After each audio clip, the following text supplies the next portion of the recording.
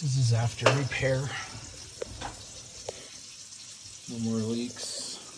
No leaks? Nope.